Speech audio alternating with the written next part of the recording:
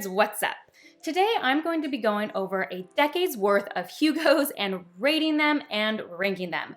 Now, I say this is the 2010s, but technically I read the books from 2011 to 2020, which I know doesn't make sense. I should have done 2010 to 2019, but here we are. This is what we're doing. It's a decade of Hugos. Some of these I absolutely loved and catapulted up to like the top books I've read of all time, and others did not work as well. So let's rank all 10 of these books. First up is a memory called Empire by Arkady Martine. Now this is hard for me to admit because I know this book is so popular, but this book just didn't really work for me. I really loved the world building and ideas of this book, so the ideas were there, but the execution was really lacking. On the surface level, I just didn't really understand character motivations. I felt like we were told about who people were more than shown. So a character might be told to us that they were brave or smart or savvy, but then their actions never matched with that description of them. And I just kept feeling like characters were never acting in a consistent way. Like I could never really understand their actions. They always seemed random. I just never get really invested in the story. Like I know there was action, but it never felt like it,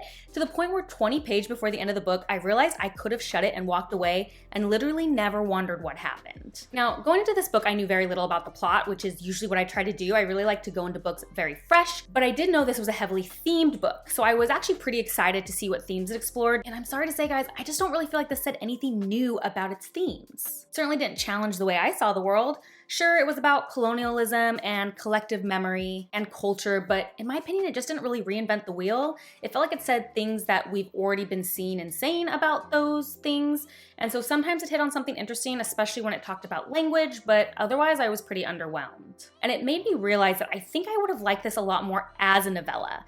Like something about this book felt like it was both too long and too short. Like I kept thinking, wow, this could have gone on for like several hundred more pages. Like everything takes place in a week and I felt like that was too fast. But at the same time, it didn't feel like it had enough plot or ideas for an entire novel. So I did wonder if the same things were shortened a ton and put into a novella, where for me, I don't care quite as much about character motivation or precise plotting because really a novella is all about ideas. I think this would have worked better for me. But as it stands, I know this is unpopular, but like this book just really didn't work for me. So here, if we're looking at our tier maker, our first one, Memory Called Empire, I am sorry to say goes in the meh category. You'll see we go from just perfect to good to fine to meh to why did this win? Now, why did this win is not necessarily my lowest score, but is more like, I just actually don't understand why this would win a Hugo Award. With A Memory Called Empire, it did not work for me. I thought it wasn't a super good book. However, I understand why it won the award. I understand the appeal to people, even if it didn't appeal to me. I understand why this book would be considered an award winner, if that makes sense, even though I didn't like it. So it doesn't get the lowest category, although this book actually is my lowest scored book from all the Hugos. Next up is The Calculating Stars by Mary Kowal. Look, this was a fun story.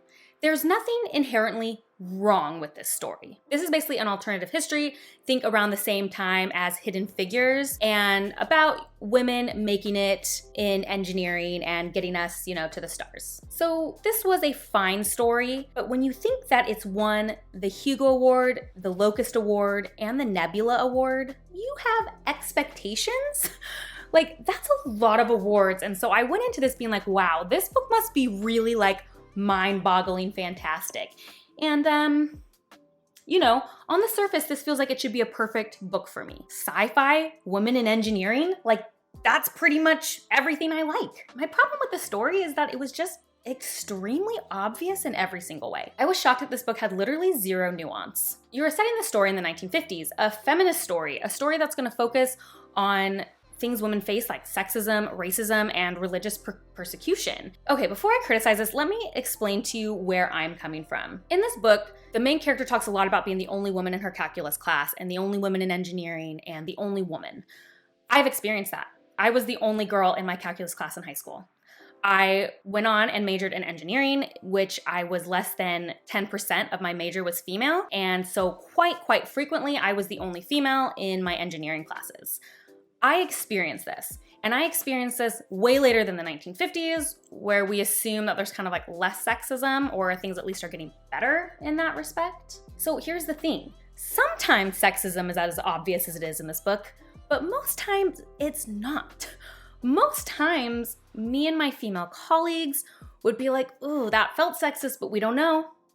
It felt like maybe we were being prejudiced against, but we can't prove it. You'll never know. A lot of sexism, and I can't speak from experience for racism and religious persecution, but it's not always like this direct, obvious thing. So it seems crazy to me that every single time something sexist happened to the women in these novels, they were like, wow, that was really sexist, and they called them out. I'm like, you shouldn't do that. That's just not how it works. And then on top of that, every single scene had somebody else standing up for the marginalized person. Like in particular, I think of a scene near the end where somebody said a slur towards a Jewish individual, and immediately someone was like, you shouldn't say that, you're a bad person, that was inappropriate. And I'm just gonna guess that that person isn't standing behind you every single time. But in this book, 100% of the time someone calls it out as sexist or racist. Every single time it was called out. Like, that's just not how it works. And because of that, this ended up feeling like really juvenile. And also every single woman in the 1950s seemed to be on the feminist side and weren't upholding sexist ideals, which is just not how it works even today. Look, this book is probably fine if you want to give it to a teenager who you want to pump up about STEM and math and science, and it's a fun little story. But if we're talking about an award winner who is supposed to make a statement about our culture or about something important, this falls flat in every way for me. It seems so obvious, so on the nose, and almost damaging. Because if you really think that every racist, sexist, and whatever remark is gonna be on the nose and super obvious and doesn't really affect anyone because you can push through it, girl power, that's kind of sending us backwards. And I've had the lived experience that this person is trying to explain, and it just did not represent that in any way. This feels like it won because it was a rah-rah story, but for me, I'd rather read the real thing. I'd rather read Hidden Figures. I'd rather read the real story. I don't feel like this added anything except maybe being a little bit alt history. Weirdly enough, I actually rated this one better than A Memory Called Empire because I thought it was more enjoyable to read, even if I had problems with it. So it was rated higher, but for me, this is the book that's in the category why did this win? I seriously can't understand how this won a Hugo, a Nebula, and a Locust. I don't think it says anything new. I don't think it's forwarding thoughts. And I don't think it's that amazing as a story. I gave it 3 stars, like it was totally average for me. Great for maybe for a younger audience. It fell short for me as an adult. I know that's harsh, but I just don't get it. Okay, next up is The Broken Earth Trilogy by N.K. Jemisin, in which the 5th season, The Obeliskate, and The Stone Sky, each won respectively of their years. Now, these are the only books that I actually read way before doing this Hugos thing. I read these back in 2017 because I'd heard so much about them and so much good stuff. I didn't pick them up because they were Hugo winners. I picked them up because they sounded good and everyone was talking about them. I will start with the 5th season, even though I know that's backwards, but you can get why. The 5th season blew my mind.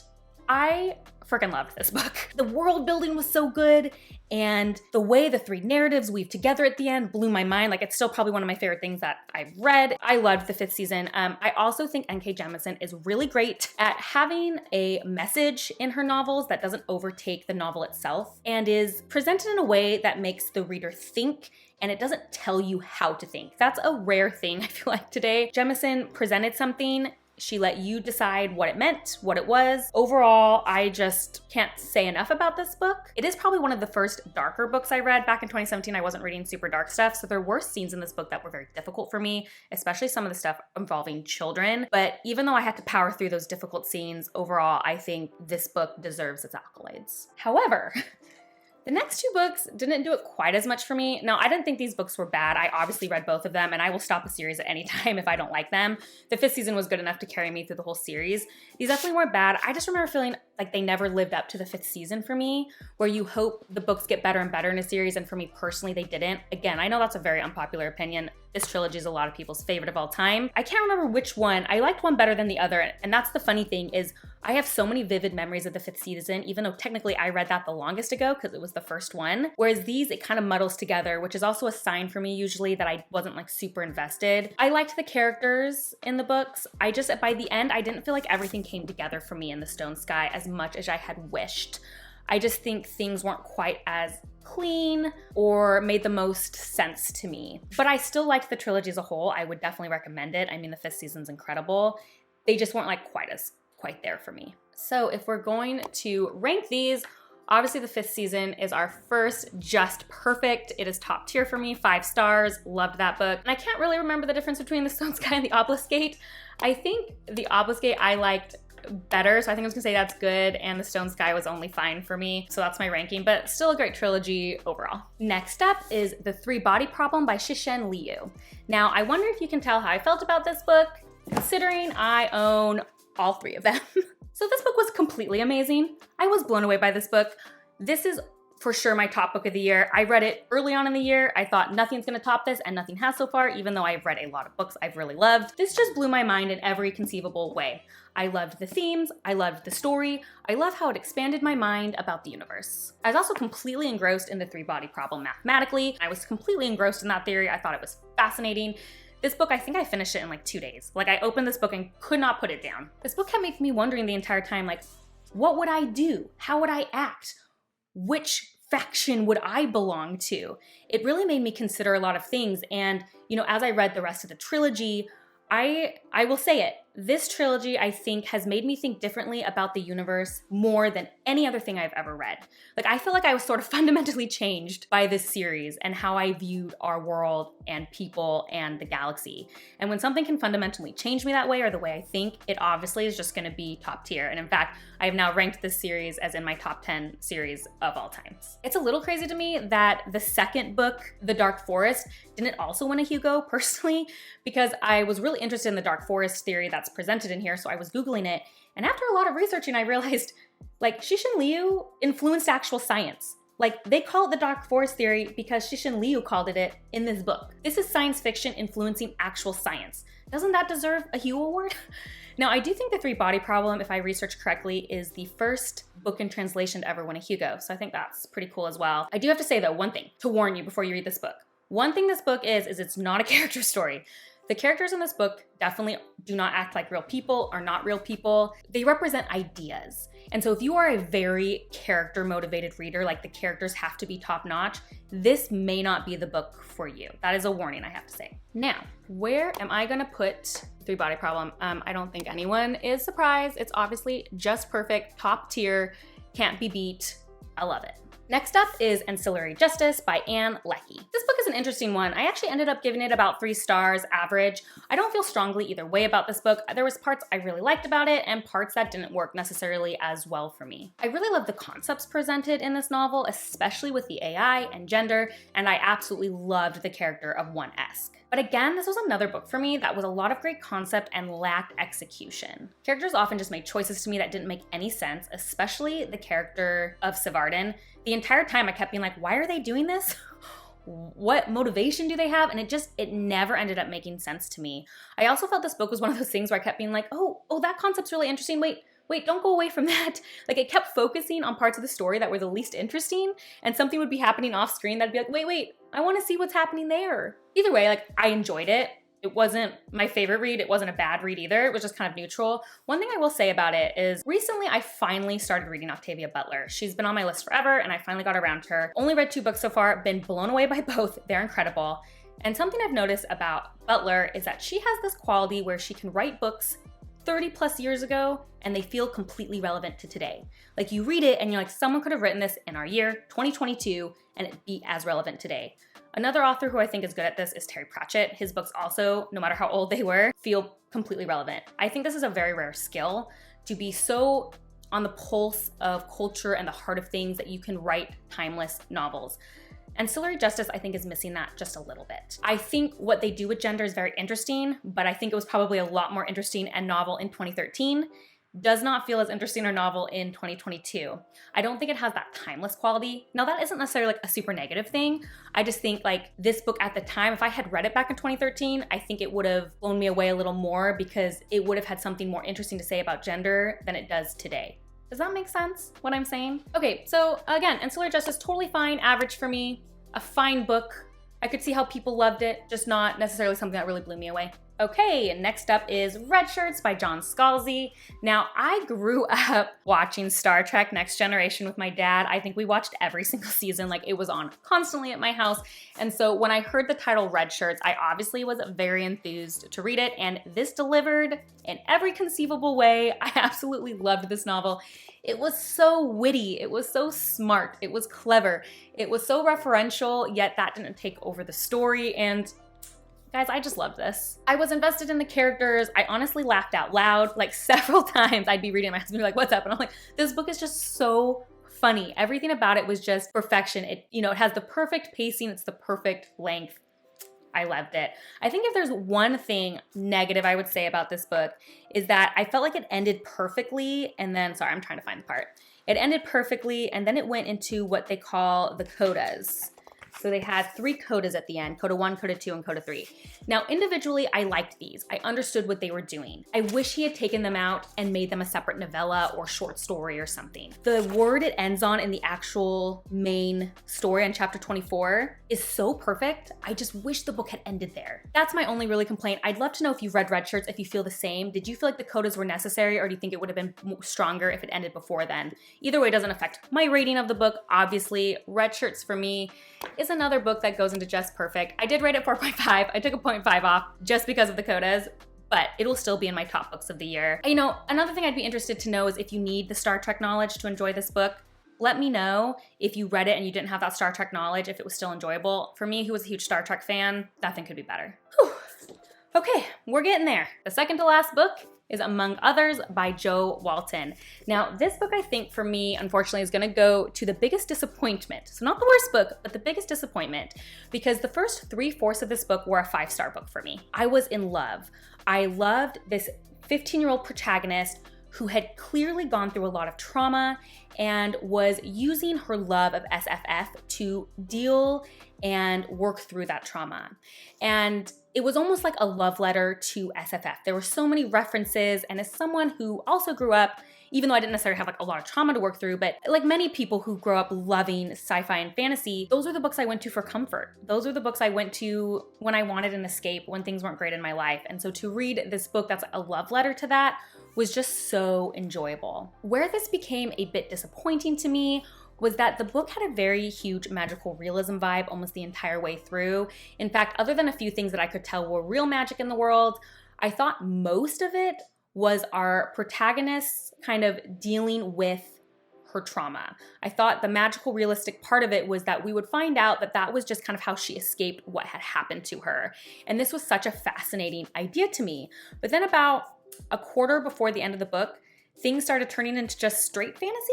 And by the end, it was like high fantasy, like huge magic. And it just didn't feel like the book set me up for that. It really felt like the book was an exploration of a character using things that were maybe in her head, maybe real, to deal with things. And then for it to be just real magic at the end, 100%, felt very underwhelming. A particular scene I think of that isn't a spoiler if I say this is the ear piercing scene.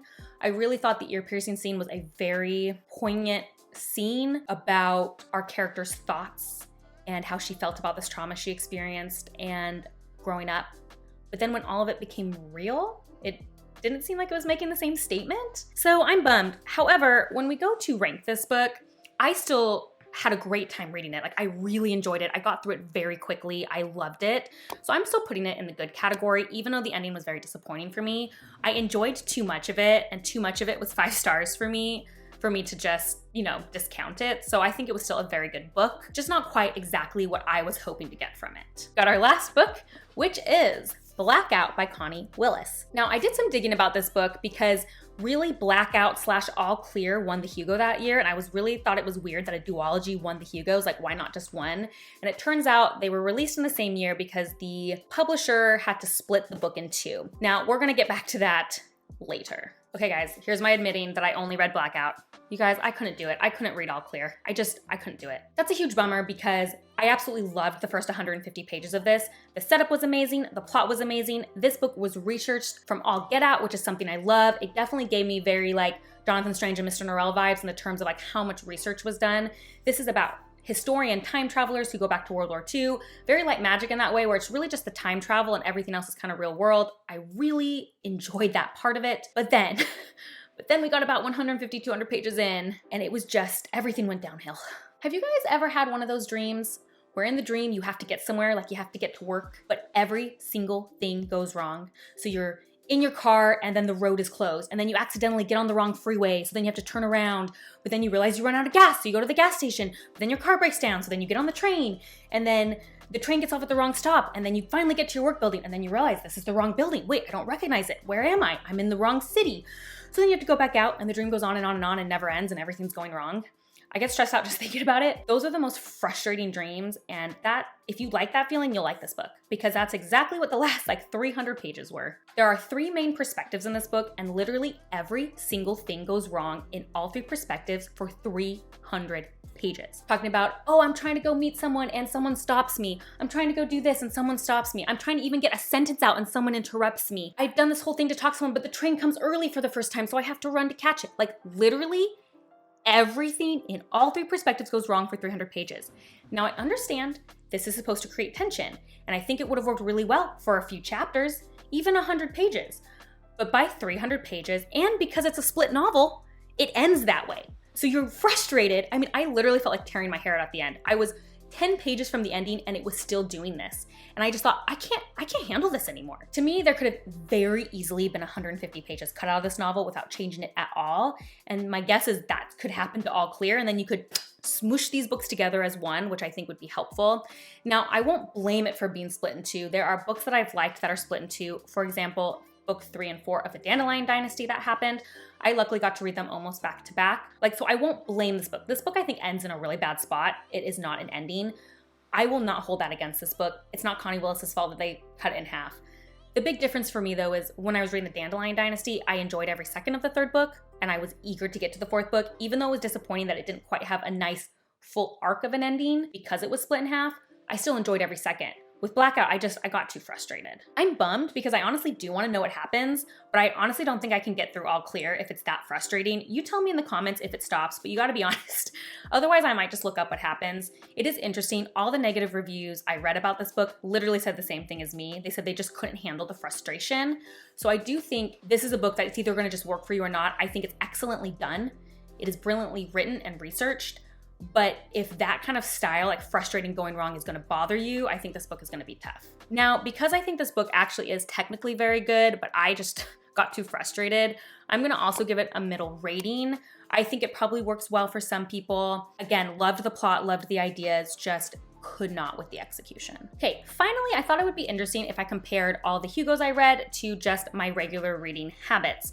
So I just took all of my books that I read in 2020 and 2021 and did an average of what my average rating was, and also did a spread on how many 4 stars, 5 stars, etc. that I get. And you'll notice that the Hugos follow about the same pattern. My average rating is usually about a 3.7 on the books that I read, whereas my average for the Hugos was a 3.5. Now, I did this because I wanted to explore, was it worth reading the Hugo winners? Are the Hugo winners any better for me than any other novel I pick up? And obviously, as we see, no. They're not any better, but they're also not necessarily any worse. I think with Hugo winners, they're just gonna be really hit or miss. And the interesting thing for me is the 3 novels that I had heard of previously to doing this. So the 3 novels I was already interested in reading and just hadn't gotten around to before doing this, which was the 5th season, which I obviously did read, The 3 Body Problem and Redshirts. Those all made it to my top tier. So the ones I was already interested in, already sounded good, were the best ones for me. And I think with anything, that's just kind of the rule. If something wins the Hugos and you probably wouldn't have picked it up anyway, it probably won't necessarily be better because of that. Overall, am I gonna read every Hugo? Probably not. I don't think I gained enough from it, but I am glad that I did it this time. It was a fun experience. I enjoyed it. Please let me know which of these books you've read, which ones you love, which ones you hated, or which ones you had a vastly different opinion than I did on. Please let me know in the comments below. I'm thinking of doing more Hugo videos if you guys are interested, but instead of a decade, I think I might read the most famous Hugos and see if that changes ratings at all. See if you win a Hugo and they become famous, that's what shows you it's a good one? I don't know. I do find it interesting that many of these books that are Hugo winners were difficult to find in my actual bookstore. I had to order many of them online. The ones that were there were the ones I'd heard of the most. Like I said, Redshirts, all of N.K. Jemisin, obviously she's a very big author. Cixin, which is in every bookstore. So I thought that was kind of an interesting trend. Anyway, let me know your thoughts below. And if you like these kind of videos, please like and subscribe. That's the best way to support me. And if you want to see what I'm currently reading, as well as other nerdy rants, you can check me out on Instagram at bookborn.reviews. I'll see you next time. Bye.